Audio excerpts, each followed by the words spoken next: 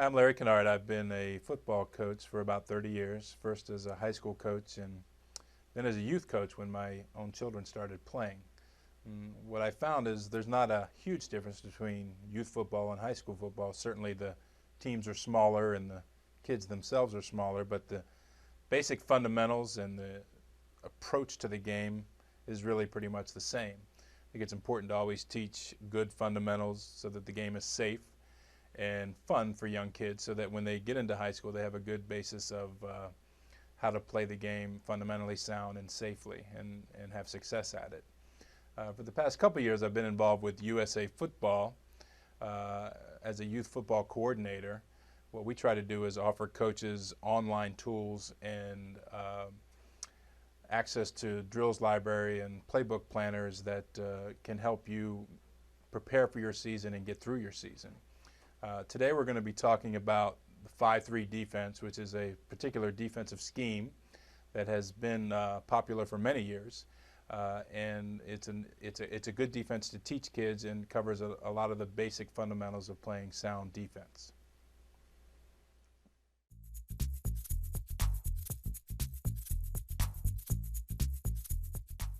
Okay, talking about the 5-3 defense in this presentation, we're going to cover a little bit about the philosophy behind the 5-3 defense, what the defensive philosophy is for a coach that may run it, the alignment and some of the variations of the alignment that you might see against different type of offensive formations, the responsibilities for the positions and players on the field, the rules for those players. Each position will have about 2 or 3 key rules that they must follow. Recommended pass defenses out of the 5-3 that you would use against a team that's going to spread the field a little bit and send more than 3 or 4 receivers out. We're going to try to examine what teams do to attack the 5-3, where it might be vulnerable or where you might find a spot that you can run offense at. And then finally, kind of what to look for on film when you're evaluating how your team played the 5-3 defense.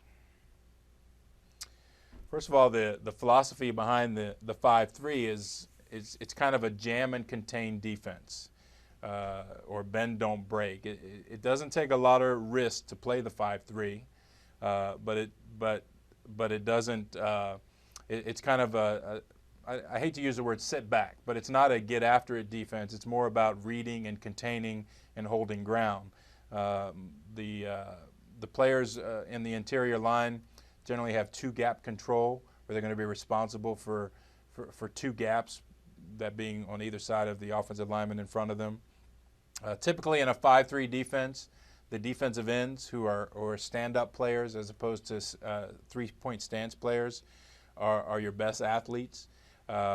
They can play outside linebacker. They're playing defensive end. They're generally tall, athletic kids. The line is anchored. We're talking about the nose tackle and the defensive tackles. 3 players there are kind of anchoring the interior line and freeing up the opportunity for your 3 linebackers to kind of to launch and run the alley of linebackers. Discipline is the key.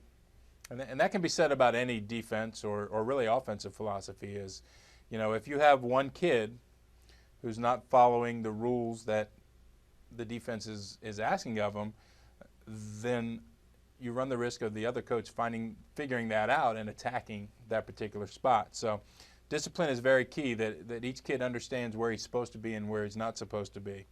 The pass defense out of a basic 5-3, you can either go cover 2 or cover 3. The strengths of a 5-3 defense is, it tends to shut down most inside running plays, which includes dives and off-tackle plays. If your defensive ends are playing strong, you're not going to be able to sweep a 5-3 at all. And because of the discipline on the backside with the backside defensive end or the linebacker, running counters or misdirection plays back shouldn't really work either. Zone blocking seems to be the wave of the future offensively for teams. The 5-3 defense kind of makes zone blocking a little bit difficult because since our players are 2-gap players, we hope our defensive linemen can keep the zone blocking from getting to the second level on the linebackers. We're asking a lot of those interior defensive linemen to kind of control that line of scrimmage to allow the linebackers to run free. But it does seem to work a little bit easier against zone blocking. The ends contain the quarterback in the pocket and cover backs out of the backfield. So like we talked about earlier, the ends really have to be tremendous athletes, and they need to be able to rush the passer and get after the quarterback. At the same time, if a back crosses their face, they need to be able to cover and pass coverage and that sort of thing. And we also think there's not a lot of confusion in the 5-3. It's kind of an easy defense to teach. It's kind of drill repetition type defense that you can kind of hit the ground running at the start of practice and just kind of build on the basic fundamentals of the 5-3. Now, weaknesses in a standard 5-3 are covering the pass, because you have 8 guys in the box, the interior box on the football field, and that only leaves you 3 guys in pass coverage. If you're playing a team that's going to pass the ball a lot, if they're going to spread you out with 4 receivers and then another one out of the backfield, you need to probably go to another version of a 5-3, which would either be a 3-3 defense or even go to a 4-3 defense. But and there are some gap weaknesses on this. But if your linebackers are playing aggressively and everyone holds their rules down, you shouldn't have any problems with any of the interior gaps with weaknesses.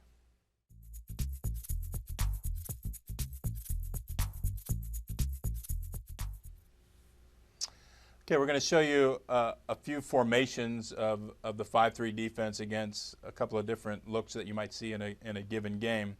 I guess first of all, why is it called a 5-3 defense? Well, it's not real genius stuff here. We have 5 defensive linemen across the line of scrimmage. We have a middle guard or a nose guard. We have 2 tackles and then 2 ends on the outside. So that's 5 across the front. And then we have 3 linebackers. Thus you have the 5-3 defense. So that's why it's called the 5-3. And we have corners playing contain on the outside, and then a free safety in the middle of the field. So this is a basic formation against a double tight offense. Nobody's spread out. It's pretty much man against man there and inside the hash marks. We're not spreading anybody out.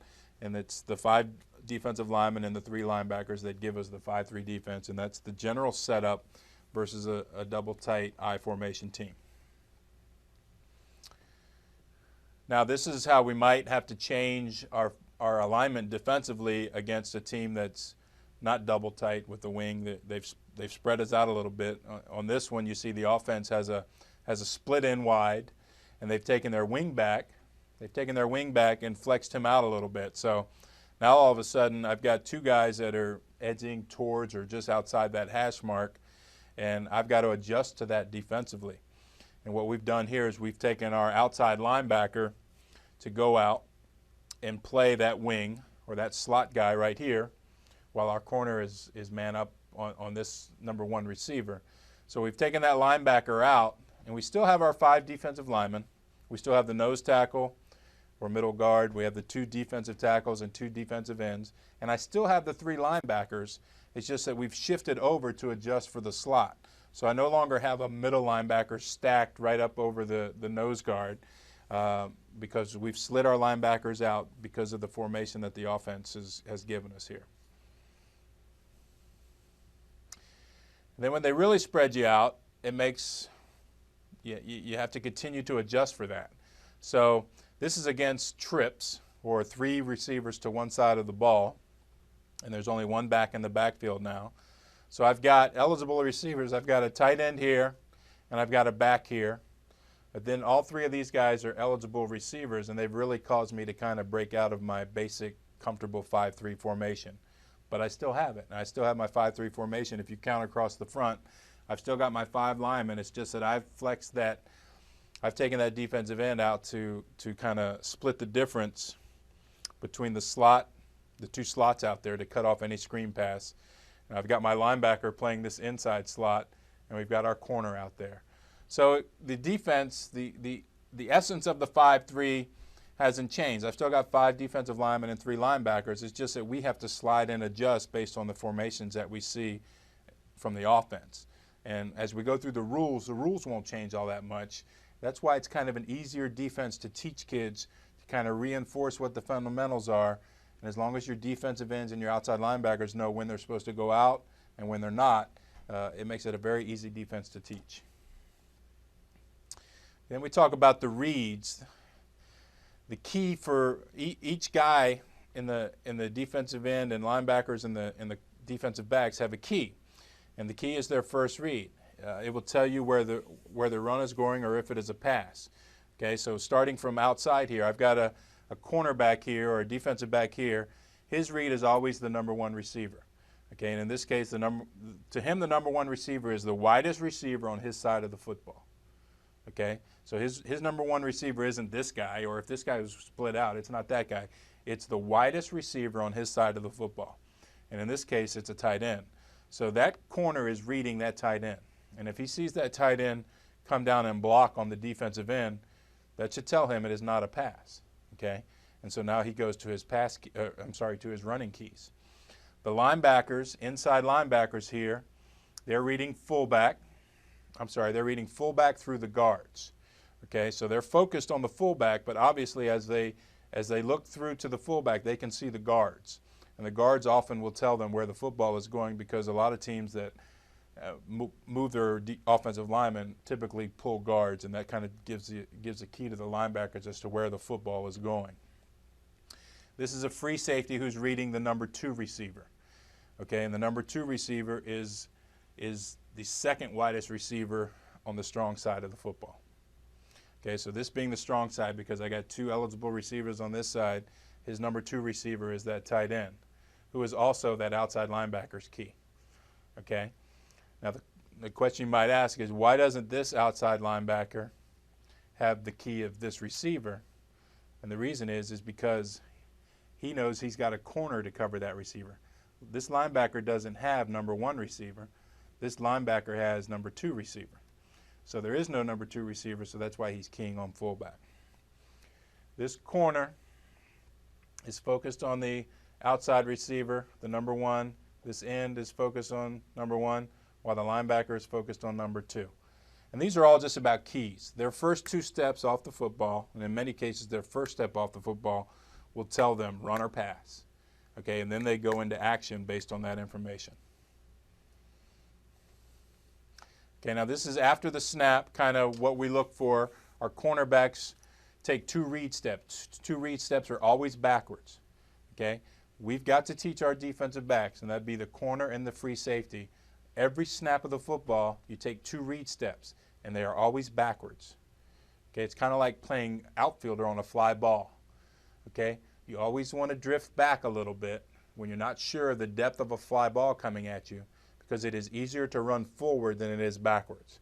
So we want to start our defensive backs in good, solid positions, and at the snap of the ball, they're going to take 2 read steps, and they're going to read whatever their key is, whether it's the number 1 receiver or the number 2 receiver or the fullback. Okay, but they always go backwards to start the play 2 steps.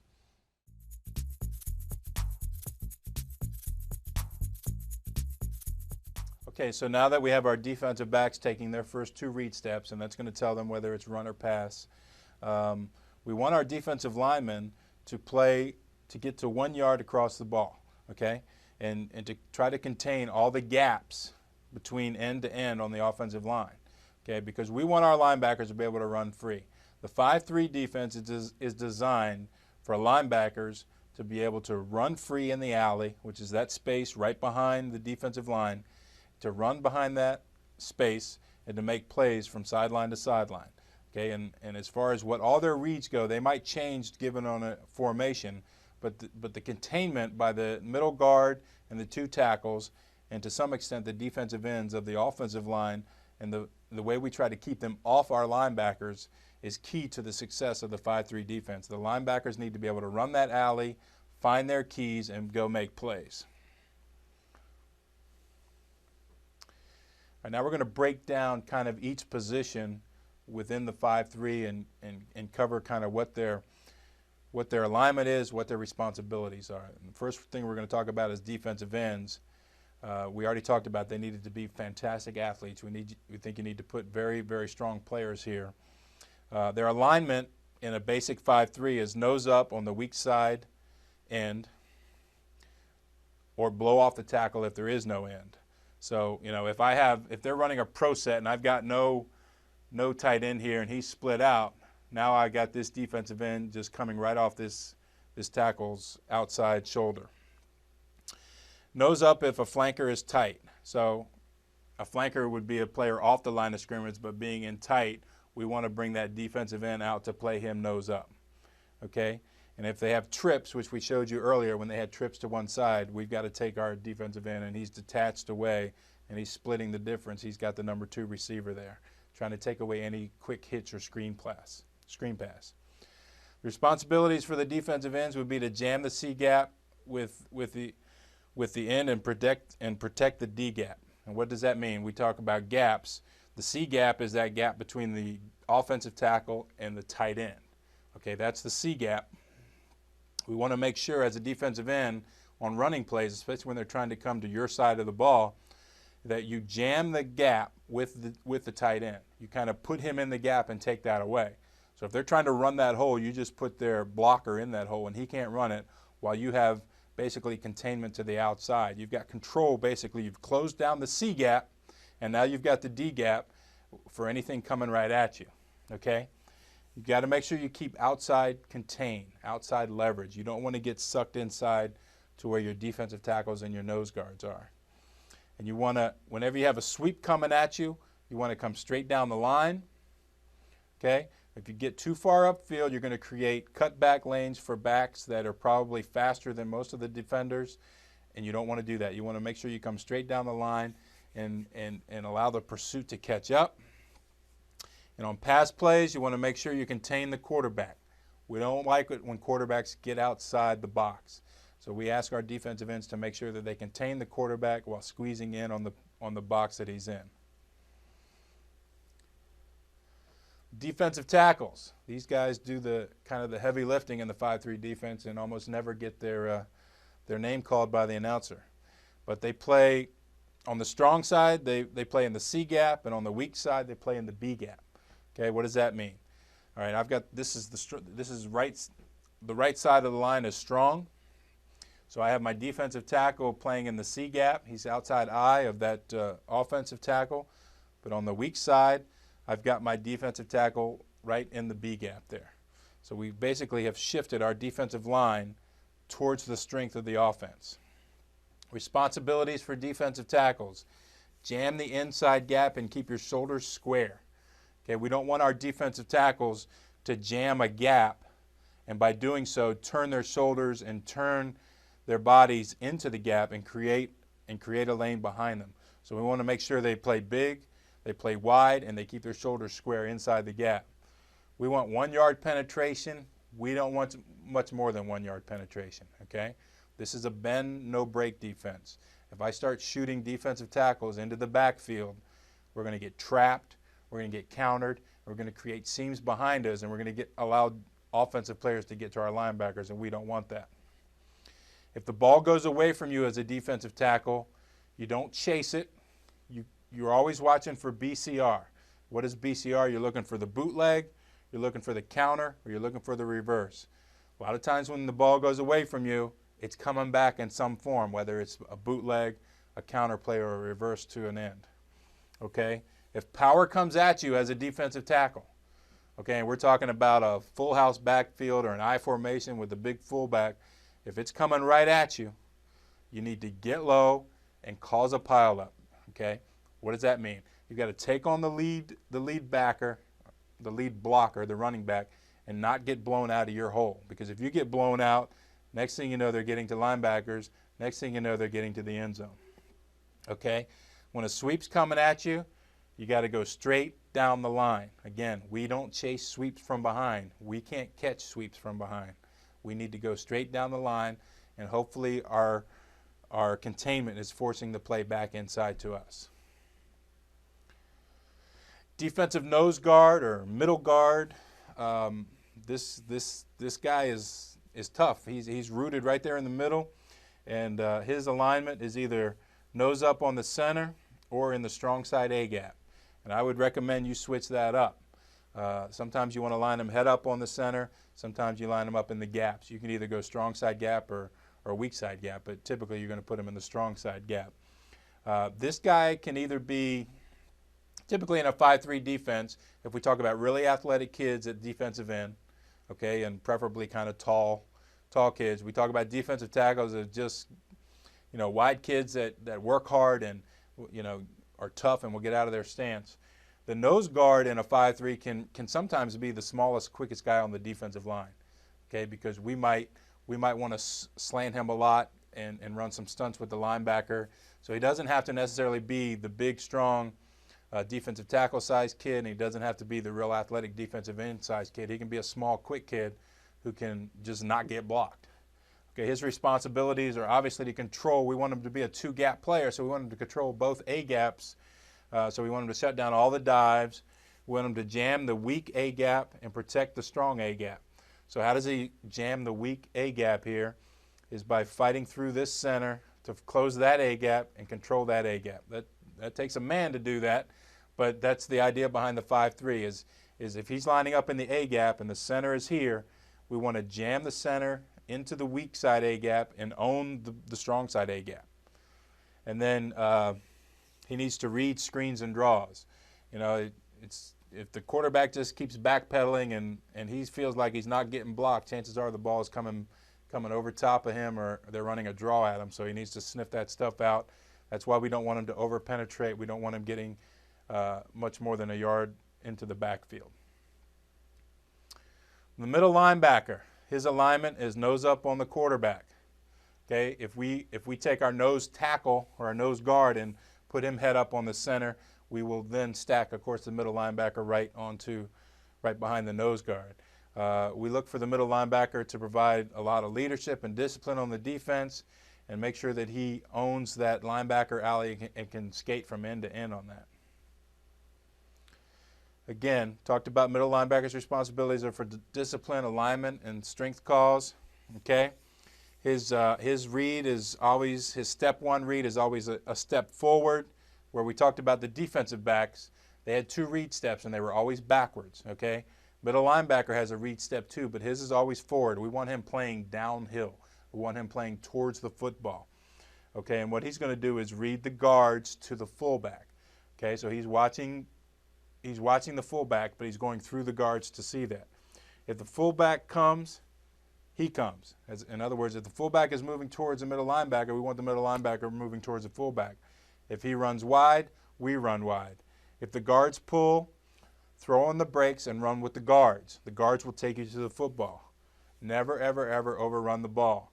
So when we look at things going sideways as a middle linebacker with guards pulling and backfield going that way, what we're looking for is cutbacks to cut off any cutbacks for him and to skate down the line and be there when the cutback comes.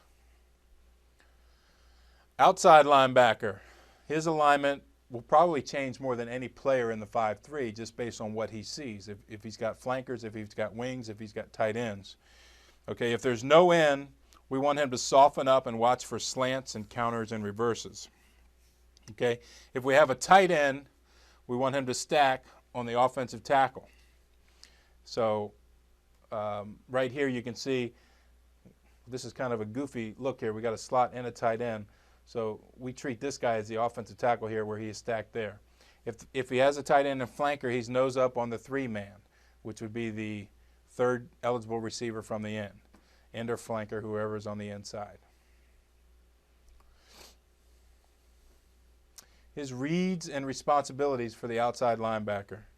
Okay, his one step is also up towards linebacker alley. Again, we talked about defensive backs going 2 steps back for their read steps. We want linebackers taking 1 step forward. Okay, if the fullback or the near back comes at him, he meets him. Okay, he fills the gaps. Do not get trapped in the hole. If the fullback or near back goes lateral, we want the outside linebacker to scrape. Okay, so we want him to get to the outside.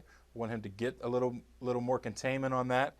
If the fullback or near back goes away, you look for the boot counter reverse, that BCR player. We want to make sure that the backside, anything coming to the backside, we have containment on that.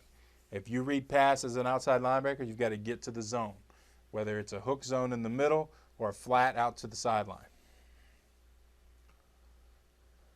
Okay, cornerbacks' responsibilities.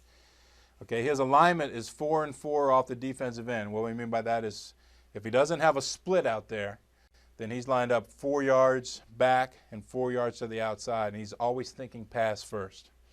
Okay, remember we talked about his read steps are 2 back, and he's covering the number 1 receiver. Okay, when we talk about number 1 receiver, it's the widest receiver on his side of the football. So in this instant, this corner is responsible for that receiver, whereas in this instance, this corner is responsible for that guy who's more of a tight end. Okay, because he's the widest eligible receiver on that side of the football. If the run goes between the tackles, move to 2 and 2 off the defensive end and wait for any bounce or break through the line. Okay, so once the corner has taken his 2 read steps and he's backpedaled and he sees it's a run and it's between the tackles, so it's an inside running play, we want to make sure that he doesn't fly up here to make a tackle that our nose guard and our linebackers are going to make. Okay, we want to make sure that he shortens his spacing here from 4x4 to 2x2 and be ready for anything that might bounce outside. Okay, if we're doing a great job here with our defensive line and we've closed down gaps and our linebackers are running the alley and I got a running back come up here who just can't seem to find any hole to run through and he bounces it outside, I need a cornerback there to make a tackle. If sweep comes toward the cornerback, we want him to come to the line of scrimmage but not cross the line. Okay, we don't want him getting depth. We don't want him creating alleys. We want to make sure he's playing contain, but he's at the line of scrimmage, okay, so that pursuit can catch up to the sweep when he tries to cut it back. If he reads pass, he's got to get to his zone immediately. Okay, we don't play man-to-man in the 5-3. He's got to get to his zone and be responsible for that number 1 receiver that's coming into his zone. Okay? And never leave your zone once you read pass. The safety. The safety alignment is nose up on the quarterback, and depending on the team you're playing and at the level you're playing, at the age of the kids, he should be anywhere from 6 to 10 yards deep. Okay, he always takes his 2 read steps backwards. There's a reason why it's called a safety. He is the last line of defense. He's the last defender on the football field. He's furthest away from the ball when the ball snaps. And he has to understand his responsibility is no one gets behind him ever, ever, ever. So that's why he takes his 2 read steps backwards. Okay, what are his reactions? What does he look for? If the nose stays on the ball, if the quarterback rolls, he rotates with the ball.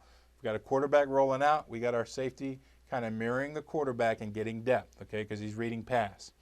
If he reads sweep, he rotates inside out of the ball and never overrunning the ball. Well, what does that mean? If he's reading sweep here, I've already got this corner. His rule is to come up to the line of scrimmage and force back contain. I want my safety working inside out so that when he cuts it in, we're there to make a tackle. If it's a run between the tackle, and it's a definite run between the tackle, it can't be a boot, counter, reverse. The ball's coming at him. We really want our safety flying up there and finishing the play. The difference between a first down could be 6 inches, and if I've got a safety flying up in there smacking him and making a tackle on a third down play, that's a huge play. So we always want our safety, once he recognizes inside run, to fly up in there and make a big hit. Defensive rules. We try to keep them simple, but a confused mind causes slow feet. If you're not teaching the rules to your defense and you're not keying in on the rules, then every position will slow down. And when they slow down, you're getting beat. So make sure that everyone understands the rules as you practice them and as you play them and as you game plan for them. So you practice them every single day. And we try to minimize the rules. Now this is really difficult to read. At the end of this video, you probably have the opportunity to look at this slideshow and be able to pull out all these rules, and I won't cover each one of them. But if you look down the list, we've got 4 rules for the cornerback, all of which we just discussed in his rules and responsibilities. 4 for the safety, 4 for the outside linebacker, 4 for the inside linebacker, so on and so forth. These are the rules that you preach every day. Okay, and you may have to tweak how they line up. Alignment is probably going to get tweaked a whole lot more than rules are. Based on formations that you might see, but rules don't ever change, and that's kind of what makes the 5-3 a really easy defense to teach and an easy defense to tweak based on what you see from your offenses.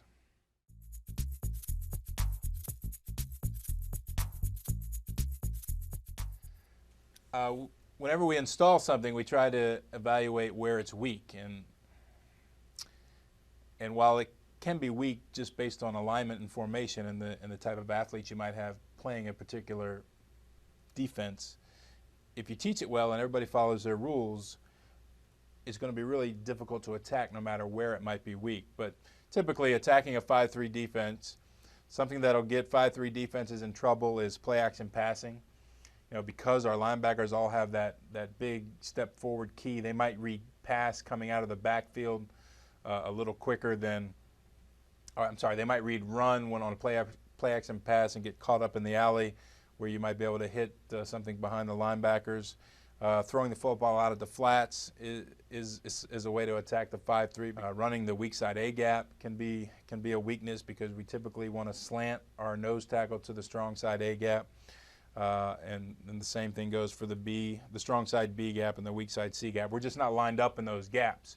But if we're applying our rules and how we play this defense, we're kind of controlling both gaps. Motion to the weak side and throw out routes, again, just because we've got corners out there on an island. If the safety backpedals too far, gets out of the picture a little bit, we can throw dump passes past the linebackers and the defensive ends. If the backers are too deep, they will get iced, and an ice play is a lead play. A fullback comes out and isolates the linebacker, and if he gets too deep, he's already kind of run himself out of the play a little bit, and by getting deep meant he has to be going backwards, and if he's going backwards with the fullback coming at him, he's going to get knocked out of the play. If backers blitz, bam, or blast the linemen. So if we start to blitz our linebackers a lot, that makes our linemen a little more vulnerable. So that's why we kind of ask our linemen to control the gaps and let our linebackers run the alley. And we don't do a lot of blitzing. We don't try to get too much penetration into the backfield. What your opponents might look for on film or what you might look for on film when you're evaluating how your team plays defensively in the 5-3. But what he's going to see, if your end comes across too far, they will run off tackle. So when our defensive end, if he penetrates too far across the line of scrimmage, and I'm talking 2 or 3 yards, where we're only wanting him to go 1 yard, he's opening up a huge opportunity to run off tackle because he's opening up a bigger seam in that gap. If the ends crash, if they come down inside too tight, you're vulnerable to be swept. If the linebackers are playing too deep, if they're playing 3 and 4 yards off the ball, once again they're going to get iced. They're going to just send fullbacks right at them. And the same goes true if they're too far up on the line of scrimmage or if they're blitzing a lot. We'll be able to double team the linemen or we'll be able to ice those linemen. So that's why it's very important that defensive linemen contain and linebackers run the alley. Ice Jack is kind of a saying. Jack is the backer who sticks his head up like Jack in the box and does not step up. So when we were talking about it, if we're 3 yards deep, you're going to get iced. If you're too far up, we're going to get our linemen double teamed and iced and bammed. Well, if Jack doesn't do anything, if he's just caught flat-footed and he's standing around looking for the football, he's going to get iced. He's going to get led on by the fullback. If the linemen over-penetrate, you're in trouble for traps. You're in trouble for counters. You're in trouble to be led, have a fullback lead on you. Do your corners take their read steps and back up? If they start to step up, then they're going to get a false read from whatever their key is and get beat on passes. So that's why we always teach our defensive backs, corners and safety, every single snap, it's 2 steps back, 2 steps back, 2 steps back, always. Who is the weakest end? They'll try to sweep him. We say your ends have to be studs. You've got to play really good kids there, and they shouldn't be able to find a weak one. What do they do in motion? How do you react to motion in the 5-3? Do you rotate around? Do you follow people around? If you roll the corner up, they'll throw deep to the motion side. So if we run motion towards the corner, and you roll that corner up, they're going to throw over top of that corner. When the linebacker is iced, does he give one shoulder or the other? What we want to see is we want our linebackers to get squared up and take on the ice right down the middle. We don't want to pick a side because if we pick a side, then the running back's going to pick the other side. Okay, adjustments for teams that are going to pass on you, maybe spread you out a little bit. And it's kind of an easy adjustment from the 5-3. The first one would be the 3-5-3. It still gives us an odd front. You know, it's just that we've basically taken our defensive ends and now we've flexed them out as kind of hybrid players. They're kind of outside linebacker, strong safety type players. And they should be good enough athletes to do that. They're not going to have to play man-to-man, but we're going to cover all the areas here. You know, we still have our nose tackle. We still have our 2 defensive tackles, and we still have our 3 linebackers. But to go from a 5-3 to the 3-5-3, we've taken our defensive ends and, again, flex them out to be kind of hybrid or strong safety type players. It's an easy switch. Rules don't change a whole lot, especially for the linemen and the corners and the safety. And as far as linebackers, we're just covering flats and hook zones. We might blitz an inside linebacker or blitz a weak side linebacker, but we want to get after the quarterback and allow those defensive ends to make interceptions or big plays out in the flats. The weakness is we're still only got the 1 safety look, and if these guys don't get enough depth or we can't get to the quarterback, that's an awful lot for the safety to cover. It's a little soft on the edges, so you can run on it. But what we're looking for here is we're expecting the team to pass, which is why we've gone to this defense. So, and quarterback containment is a little tough because now I don't have defensive ends anymore. They're back out covering flats, and if the quarterback can get outside, you know, we've lost contain on him. Just some of the blitzes you can call, where the tackles shoot the C gap and the outside linebackers shoot the B gap. So, you know, C gaps being this spot here and this spot here. If we send tackle here and tackle there and then come inside with these linebackers, hopefully once this tackle shoots outside here, we've got a guard trying to help his buddy here, and then they're opening up alleys for our linebackers to blitz through. We can also run all kinds of blitzes with the middle guard and the inside linebacker, whether or not they just do X's or that sort of thing. But you can blitz a lot out of this because you're basically got a 3-3 stack with those 2 hybrid strong safety players out there. Or you can switch to a 4-3 defense, which kind of really changes the whole odd front defense, and rules change a little bit. But the only reason you're doing this is to attack pass. So, you know, we kind of are throwing the run rules out the window here. The benefit to switching from a 5-3 to a 4-3 is we've given the offensive line a different look. I mean, you know, they've been blocking a nose tackle all day, and they've been blocking an odd front. Now they got an even front. So that can cause problems for offensive linemen. It is blitz oriented. It kind of messes with the blocking scheme, and it does show 2 safeties, okay? And it lets you run. You can run either a cover 2 with your 2 safeties. You can run a cover 3 with the strong safety coming up and covering a flat, or you can, you know, run a cover 4, which is a big prevent late in the game. The weaknesses of switching to this defense, the 4-3 exactly would be you're still going to have a problem with quarterback contain. The personnel switch is tougher during games, so you know we can't really slide our defensive end out now, and he's playing a safety, so we really are going to have to switch personnel to go to this defense. Again, you can always run, you know, the same defense where the same blitzes with working tandems with the outside linebackers and the tackles, or the inside linebacker with some of the 2 inside guards.